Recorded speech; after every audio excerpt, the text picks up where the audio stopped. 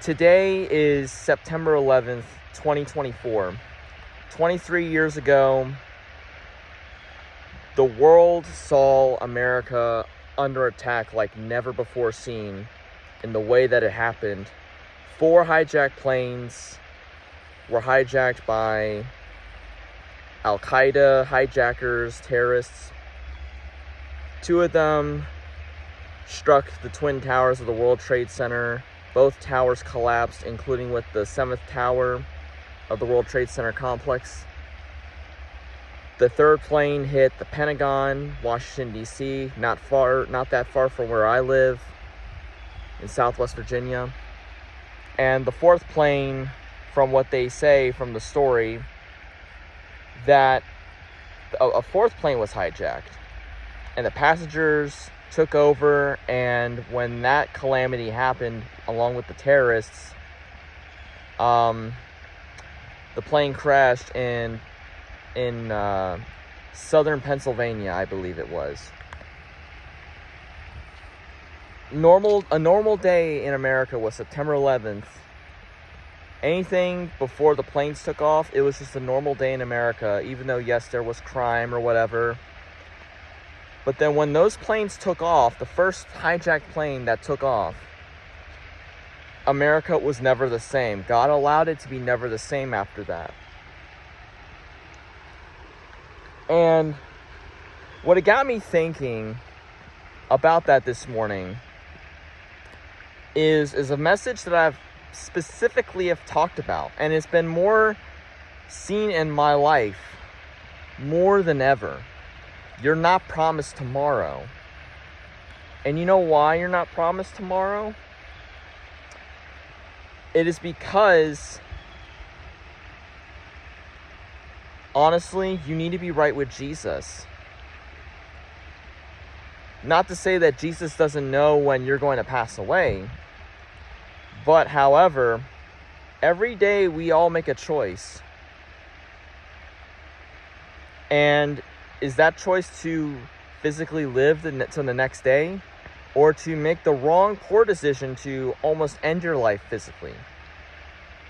But what's more important is, are you eternally alive or eternally dead at the very moment you are right now?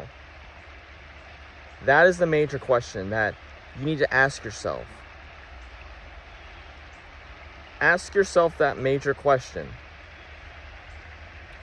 Those passengers were not promised that their plane was going to be hijacked, and that would be the very last hour of their life. For their life physically to be ended in an instant. The people in the Twin Towers, the fighter fighters, the Port Authority, the New York Police Department, and the paramedics, they were not promised tomorrow that once they walked up those stairs, that they were going to come back down and tell, if the tower survived, one of the greatest fire stories to ever be known to man. The people in the Pentagon were not promised that almost a military-sized plane as a commercial airline was going to be blasted into their building. George W. Bush was not promised that the day that he went to Florida, to that elementary school, that his high official was going to stand to his next side to say, second plane has hit the second tower, America is under attack. No one is absolutely promised tomorrow. So, what is your plan for the next day? Not to say worry about tomorrow, but what is your plan to do in life? To serve God or to serve yourself? Because if you serve yourself, you will die. But if you serve God, you will never die. Even if you physically die, you will never die.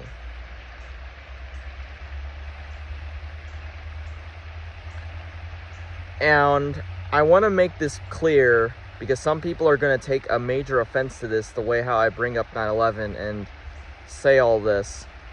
I am not condemning the deaths, the victims that died and were murdered on 9/11. I'm not condemning anybody, or even those who passed away from the after effects of the cloud dust from the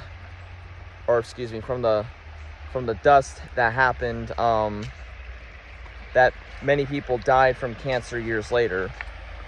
I'm not condemning anybody, but what I am saying is for you to think right now, when you listen to this video, is are you going to repent and serve Jesus today?